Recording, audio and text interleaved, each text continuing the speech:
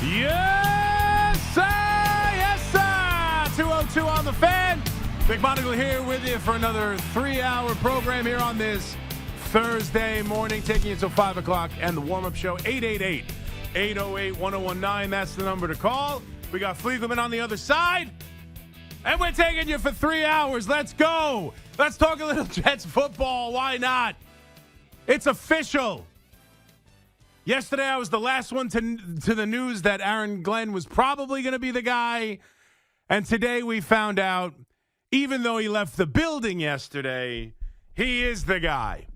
And now that we've established that, I feel like it's no longer, what's the point of the discussion of, hey, the Jets shouldn't do this. The Jets need a guy like this. That's done, right? He's the guy. And now that we know they are running it back, this tried and true plan of theirs of going with a rookie head coach and a defensive head coach. Now that we know they're doing what they love and what they know, let's talk about how they best serve this young coach.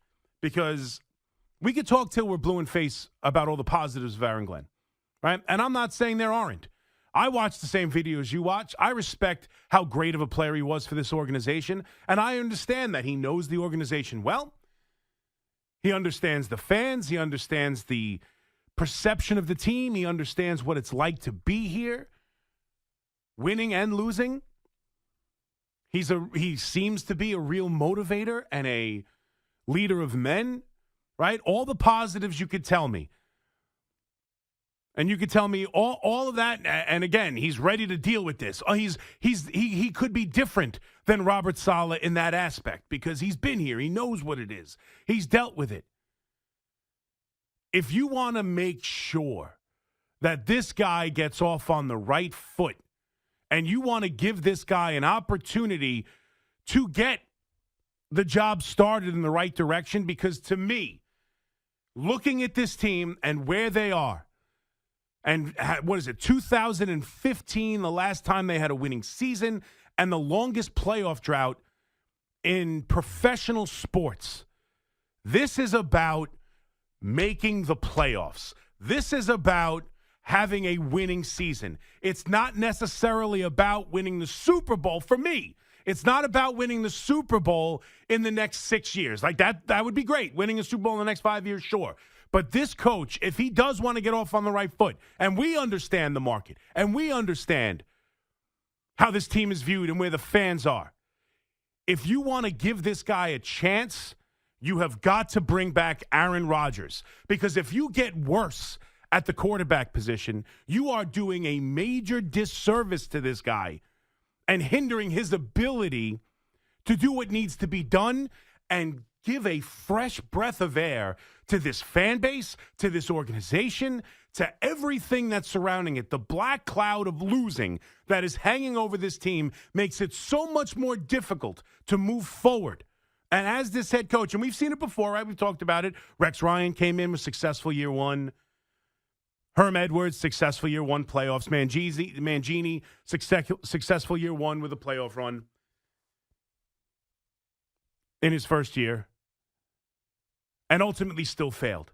But if you're going to tell me that this is the guy, and you're going to tell me he knows and he can motivate these guys, like it's almost the perfect fit, because you're going to bring in a young head coach. You're going to bring in a young offensive coordinator, most likely. That's what it sounds like.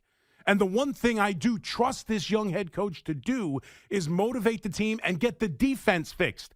And if you look at this team, if you have a coach that you believe in as this young coach and he could fix the defense, if you bring back Aaron Rodgers, this team can win. I firmly believe this team can win.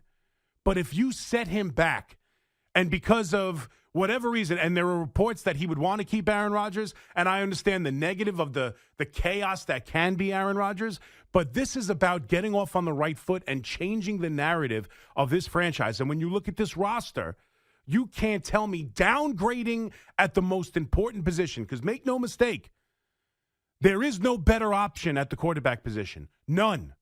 Anything short of Aaron Rodgers is weakening your team at the most important position. You're giving it a dead money cap hit, assuming he's going to continue to play. So now you're going to have a cap hit and a lesser quarterback. You're going to make it harder to build the rest of the roster, and you're going to downgrade the quarterback position as you go in with a lot of skepticism from a lot of fans. Sure, today, now that it's the news, now that it's official, and Jet fans are trying to sell themselves on it, maybe there were a lot who were happy about this hire before, but there's a lot of skepticism around a young head coach, inexperienced head coach, a defensive-minded head coach. It's going to be maybe Wilks as an experienced defensive coordinator, but it sounds like you're getting a rookie GM, you're getting a rookie head coach, you're getting a rookie offensive coordinator. And you're going to put all that in and take away the most important position and make it worse and start this year off with a lesser opportunity to go out there and win. Because to me, we've talked about it before, whether it's the stories around the owner, whether it's the idea that this franchise is cursed, whether it's nothing works, whether it's every single story, whether it be the quarterback going on Pat McAfee or going to Egypt or anything else that comes out. This team gets zero benefit of the doubt. The organization feels snake bit. The fan base is fed up. And it's all because of the persistent losing since 2015 and beyond. And this playoff drought hovering over this team is slowly suffocating it. And if you bring in a head coach, a rookie head coach that a lot of the fan base questions, a defensive-minded head coach that a lot of the fan base questions, after having it fail time and time again, having Todd Bowles fail and Robert Saleh fail, and the same things were said about both of those guys we are hearing now about Aaron Glenn. Motivator. Everybody loves him. Got the defense, fixed. He's a real leader of men. We've heard all of the same things other than he knows the New York market and knows what it's like to be a Jet. That is the only substantive difference between him and Robert Saleh and Todd Bowles.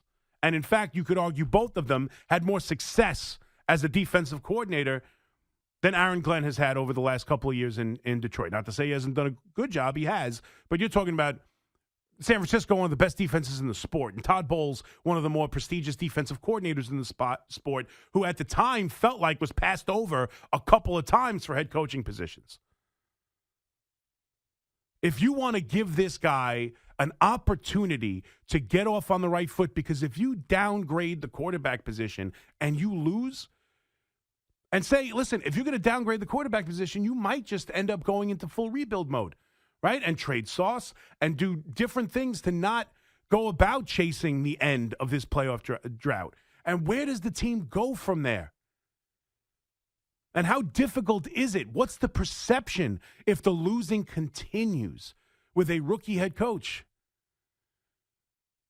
And does a rookie head coach really want to come in with the opportunity to coach a Hall of Fame quarterback and say, nah, I'll pass on that. Give me some lesser quarterback with an enormous weight around our neck of a dead cap money and make it more difficult to build around it. Give me the lesser quarterback. Let's start this off by losing. The Jets have done enough losing, and the roster's good enough. You have got to figure out a way. Now, the caveat to all this is we don't know what's in Aaron Rodgers' mind, and maybe he's excited, right? I don't know how he feels about the prospect of a rookie offensive coordinator. We've heard the names of Clint Kubiak and lately Nick Caley, who's been the passing coordinator for the Rams under McVay, right? Everything McVay touches turns to gold. It's a spot and a coaching tree that you want to get involved with, so I understand that thought process. And it sounds like a name that, in particular, Aaron Glenn would love to bring here. And we have to see what Aaron Rodgers has in his mind and his heart. But if Aaron Rodgers is willing to come here, if Aaron Rodgers is willing to continue this path of trying to bring the Jets back to prominence, looking at last year, all they were short of was a legitimate head coach. And the defense fell apart on them the minute they fired Robert Saleh. And I expect this coach to be able to fix the defense. You want to make this easy for this head coach? Give him a veteran Hall of Fame quarterback who can come in and work with an offensive coordinator, get on par with, Davante Adams, a Hall of Fame level wide receiver, along with Garrett Wilson, a uber-talented young wide receiver. Breece Hall, if you ever breed confidence into him, one of the more explosive backs in the league. Fix the offensive line. You found a left tackle in Fashanu, and go out there and perform.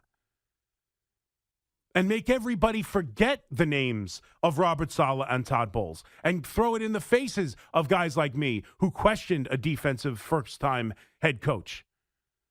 Because putting him behind the 8 ball with a lesser product is only going to make things difficult for him. This is different. And I'm sure he understands that. This market is different, right? We say he knows the Jets. You can't come in here and immediately lose. Even if you sell it to the fans, they're not willing to buy it. Making the playoffs is number one.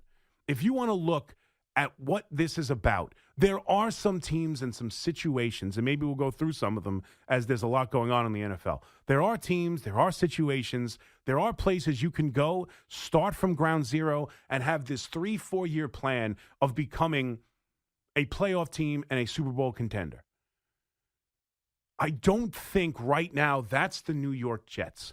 I don't think that's the best way to focus and look at this team. A 5-year plan is not what's best, not when you have this losing hovering over the organization that makes it more difficult to get on that plan, right? Even if it's just a 1-year thing with Aaron Rodgers. You come from a place of winning. You come from a place of success. And then then this head coach gets off onto the right kind of foot where the process of building that plan can get off where, hey, I know he can coach. I know he can coach. I've seen it. He was given a talented enough roster. He fixed the defense. The offense worked with Aaron Rodgers. He didn't hold them back. Game management wasn't an issue. It didn't fail under him. If given the resources, he can win. Aaron Rodgers isn't a long-term fix. After 1 year, we have to go back to a plan and be a normal organization after a winning season and a playoff year, and then from a strength, a positive nature and a position of strength with a young offensive coordinator that made it work with Aaron Rodgers, with a young head coach who fixed the defense and was able to take this franchise who hasn't won since 2015 and give them that winning season. And now now there's no more speculation about a young head coach and a defensive mind and whether that can work or not. You've seen it. You've got to give him that ability to get off to this kind of positive start. And it only happens with Aaron Rodgers. It only happens with Aaron Rodgers. Then you start the process of building a roster good enough to win the Super Bowl. And hey, crazier things have happened. The Washington Commanders are playing in the NFC Championship game. The Washington Commanders.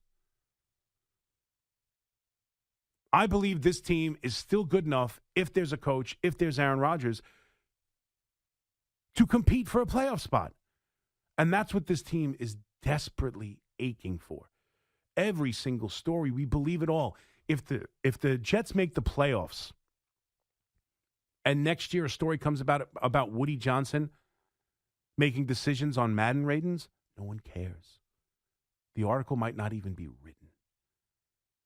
But because it's the longest drought in playoff history, or I keep saying that, it's the longest drought in professional sports, everything's believable, everything's worth a comment, and everything feels like this is why the Jets can't succeed. And if they don't succeed next year, I don't want it to be Aaron Glenn, and this is the reason why the Jets can't succeed. And whether we want to admit it or not, and whether or not we want to say that, hey, we should be smarter than that, and that's unfair, that's what it will be. And he will be punching up for the rest of his tenure as a New York Jet. You have an opportunity here, and I'm hoping the owner, who I don't know exactly the relationship between him and Aaron Rodgers, I don't know. But it sounds like there has been a major disconnect. And whether or not it was a joke that he suggested benching the coach after the Denver game, which has been, kind of suggested that it was a kind of comment, a joke to see the reaction he would get, or whether or not that was real, whether or not there is a major tension between him and the quarterback where Aaron Rodgers is more comfortable with Christopher Johnson as opposed to Woody Johnson, whatever the case may be. If Woody Johnson gets in the way Because there is a notion in some reports that Aaron Glenn would want Aaron Rodgers. I don't know that to be true, but if it is true, and I don't understand how a young coach would want to start his career with a Hall of Fame quarterback as opposed to whatever the options are, and they ain't good. But if this owner is so stubborn and so disappointed in how last season went with the quarterback and whatever is frustrated and prevents this head coach that he hired in the same formula he's hired previous head coaches, leaving it up for people like me to question the process and question the hire. If you don't give this guy the best opportunity to get this thing off on the right foot, shame on you. This is about going out there and ending this playoff drought, ending this losing, and putting a quality product. Because we could talk till we're blue in the face about other coaching staffs and the way it went and whose fault it was. The product on the field for the New York Jets has been garbage for the last 4 years. It's been longer than that, but for 4 years, it's been unacceptable. This coach needs to come in and change that, get off on the right foot, win some football games, possibly and hopefully end this playoff drought. And then from there, he begins a process with a bunch of leeway, a bunch of equity, and a bunch of good feelings, as opposed to another miserable year.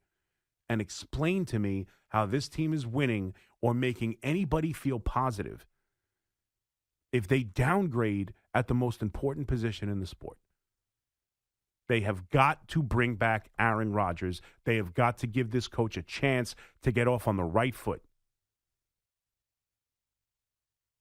They have got to give this team a chance to end this drought.